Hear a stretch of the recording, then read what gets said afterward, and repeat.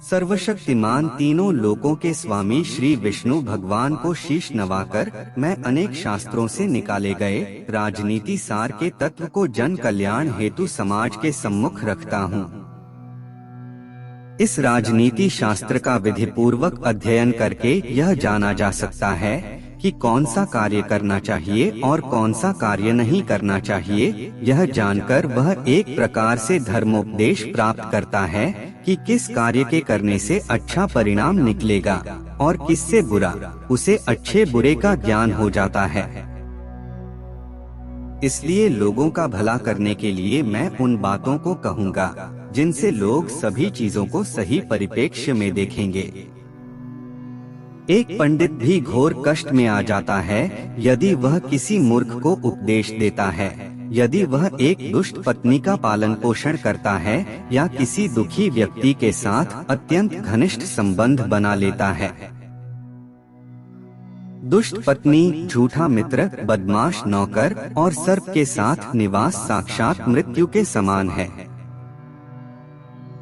व्यक्ति को आने वाली मुसीबतों से निपटने के लिए धन संचय करना चाहिए। उसे धन संपदा त्याग कर भी पत्नी की सुरक्षा करनी चाहिए। लेकिन यदि आत्मा की सुरक्षा की बात आती है तो उसे धन और पत्नी दोनों को तुच्छ समझना चाहिए। भविष्य में आने वाली मुसीबतों के लिए धन एकत्रित करें। ऐसा ना सोचे कि धनवान व्यक्ति को मुसीबत कैसी। जब धन साथ छोड़ता है तो संगठित धन भी तेजी से घटने लगता है। उस देश में निवास न करें जहां आपकी कोई इज्जत नहीं हो, जहां आप रोजगार नहीं कमा सकते, जहां आपका कोई मित्र नहीं और जहां आप कोई ज्ञान अर्जित नहीं कर सकते।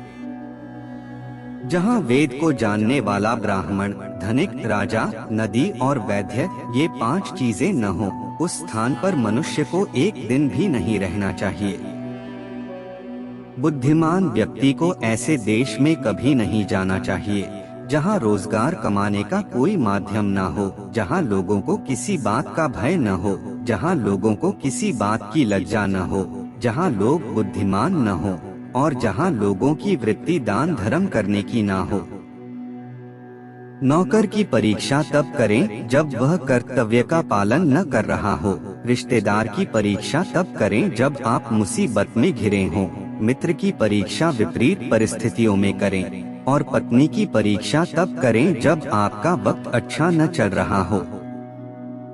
किसी असाध्य रोग से घिर जाने पर, दुखी होने पर, अकाल पड़ जाने पर, शत्रु का भय उपस्थित हो जाने पर, राजसभा में और शमशान अथवा किसी की मृत्यु के समय जो व्यक्ति साथ नहीं छोड़ता, वास्तव में वही सच्चा बंधु माना जाता है।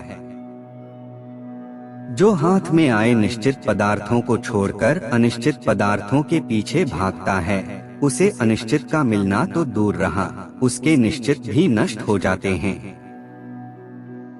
बुद्धिमान व्यक्ति को अच्छे गुण वाली कुरूप कन्या से विवाह कर लेना चाहिए, परंतु उसे बुरे आचरण वाली सुंदर कन्या से विवाह नहीं करना चाहिए। लंबे नाखून वाले हिंसक पशुओं, नदियों, बड़े बड़े सींग वाले पशुओं, शस्त्रधारियों, स्त्रियों और राज परिवारों का कभी विश्वास नहीं करना चाहिए। विष में अमृत हो तो भी उसे ग्रहण करें। अपवित्र और अशुद्ध वस्तुओं में भी यदि कोई कीमती सामान हो तो उठा लें। यदि नीच मनुष्य के पास कोई अच्छी विद्या, कला, गुण हो तो भी सीख लें। इसी प्रकार नीच कुल की कन्या अगर गुणी हो तो उसे ग्रहण करना चाहिए। महिलाओं में पुरुषों की अपेक्षा भूख 2 गुना, लज्जा 4 गुना, साहस 6 गुना और काम वासना 8 गुना होती है।